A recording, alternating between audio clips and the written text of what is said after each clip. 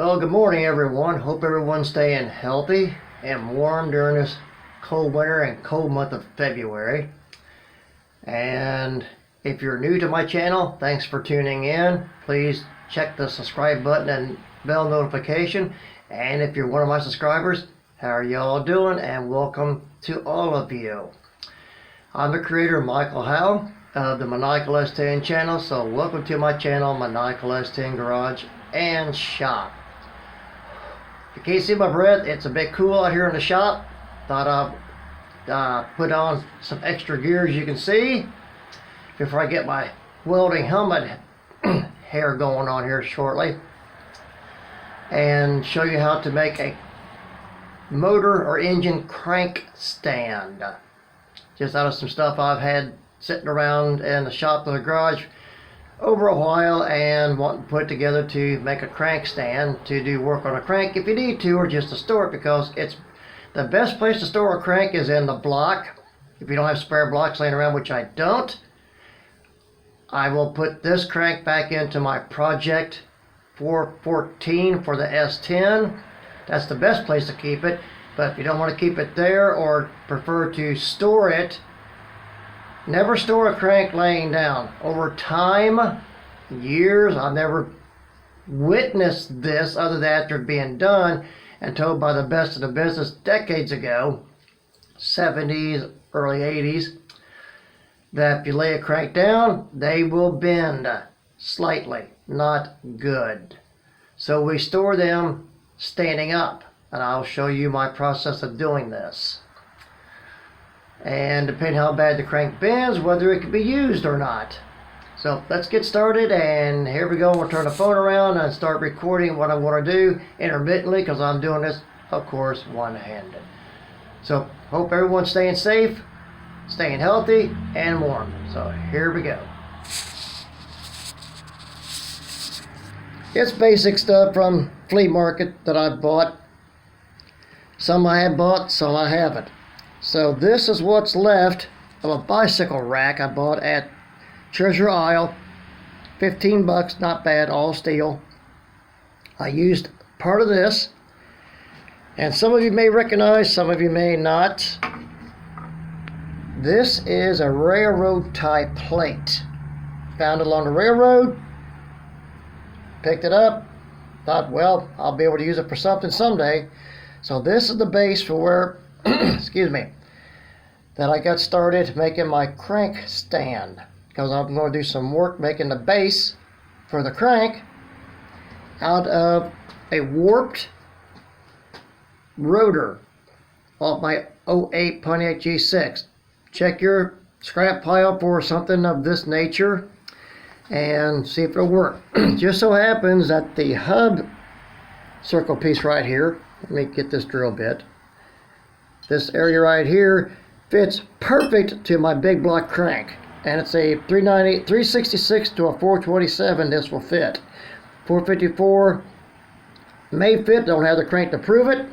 I do have the other crank right there that we'll get to shortly, and I will show you how this is done in increments. Now, here's what I use for a template for the rotor for the crank. I got this at Edgewater years ago. It's a torque converter fan. It bolts positions between the crank, the back part of the crank, and the flex plate for the torque converter. I use it as a template. So let's get started here, showing y'all how I do this.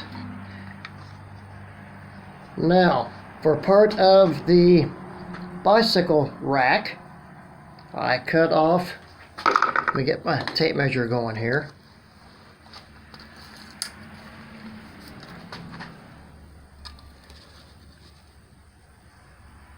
Because the crank snout, the harmonic balancer fits onto, goes down in this. So this gives you the idea what the length you're going to need. And of course, my trusty do-it-all Harbor Freight 170 MIG welder. Works perfect for what I needed to do. And since the railroad tie plate, as you can see, is not level, and the other side is level except for two ridges where the railroad tie fits on. That's the way I decided to use it. I migged on some rod stock just to give it a little more level to it. So depending on the surface you put this on, whether you need to shim it like I needed to with that bar stock rod to get it leveled out, depending on the surface floor that you're going to put this plate down on to do the work on the crank. And my angle gauge, that's how I level it. Okay, here we go. Now, the drill bits I use to drill 2 holes is all I need. The stud holes are totally irrelevant, not important. So to start these 2 holes, I started with a, let me get this focus if it will, 13/64 drill bit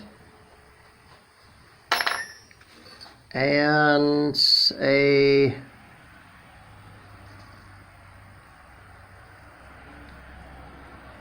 27/64 to finish it. Step up drill bits, excuse me, and just standard everyday, don't have to be a grade 6 or an 8 hardened bolt, just everyday basic hardware. And here's how this works. Here's how it fits. And I'll mock all this up for you here shortly. Right there. Great fit. And here.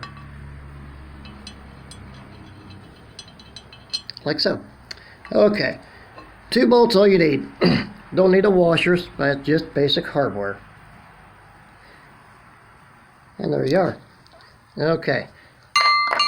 Now I do want to show you and have you hear equivalency from a steel crank, which you can tell by the forging mark. Now let me get everything else out of the way so you can see it, I hope. There it is. There we go. Get the fuzz off of that. Okay, other end. This wide forging means it's a steel crank. And it's tough tried. That's a trademark for nitride to harden the surface of the rods and mains. And it's a vintage crank. 6223 also tells you it's a big block Chevy and steel crank. I bought this out of Bay City, Michigan years ago. They're getting scarce and they're getting expensive, and I do mean expensive. At the time, counting shipping, I paid $5.50 for this out of Bay City, Michigan.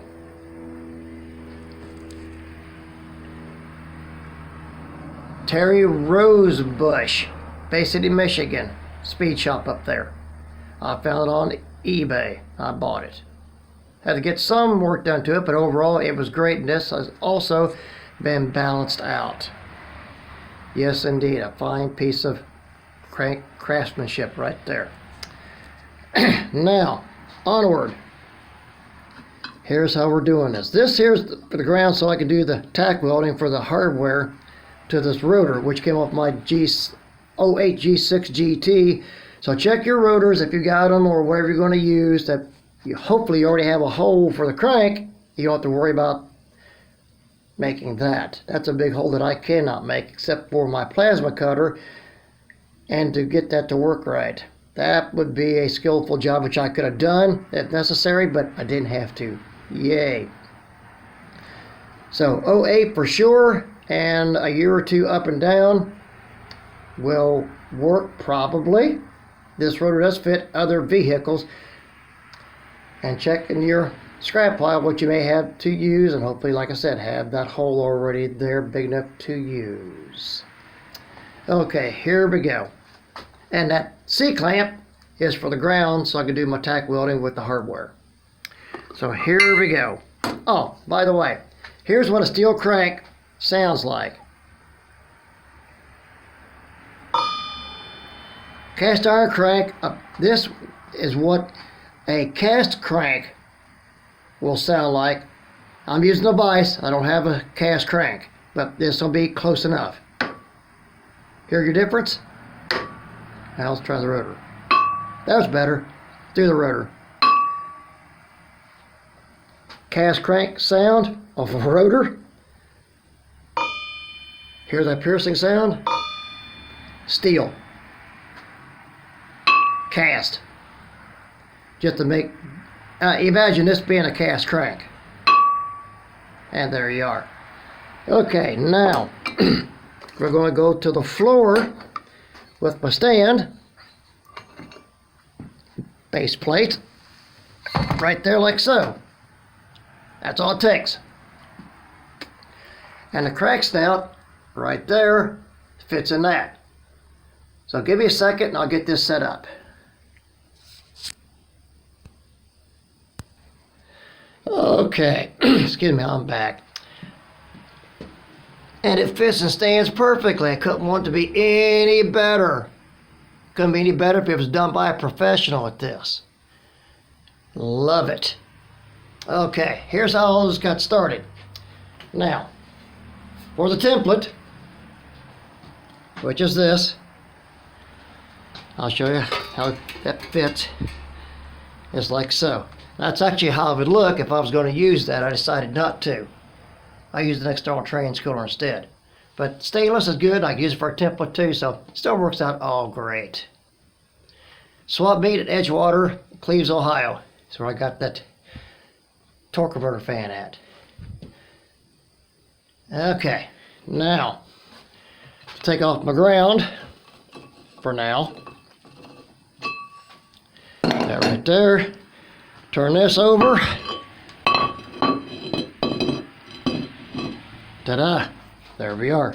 Now, you don't have to line these holes up from that to this to match it. Here's how I did it. Just like so.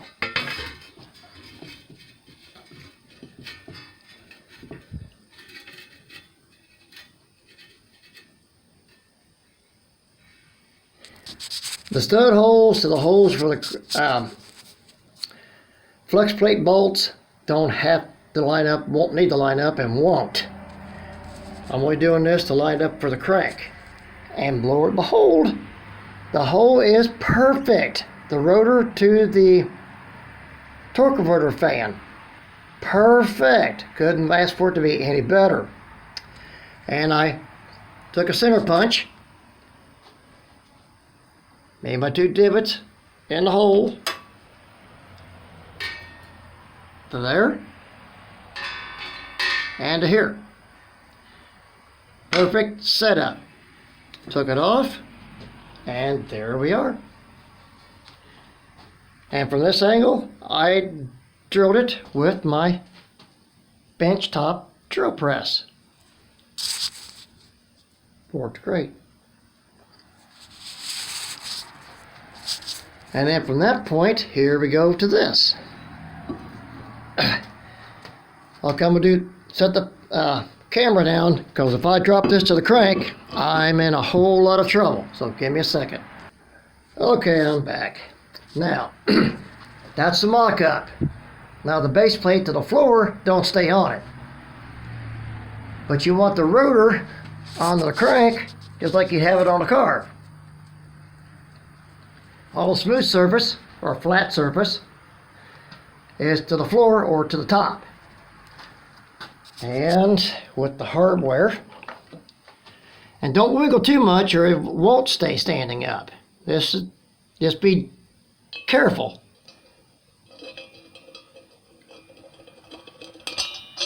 Perfect fit. You hear that pinging? They also let you know it's steel right there. And there we are. So I'm going to leave that there. And I want to take the other nut off, the other bolt. Let me get ready to do my tack up. Now the heat will not hurt the crank. There'll be no weld spatter on the crank. And just put it right in. Now, let's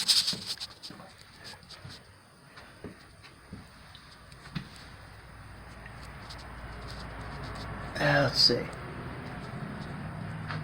I get the white background. Now them two, what looks like studs, are the bolts through the rotor to the crank.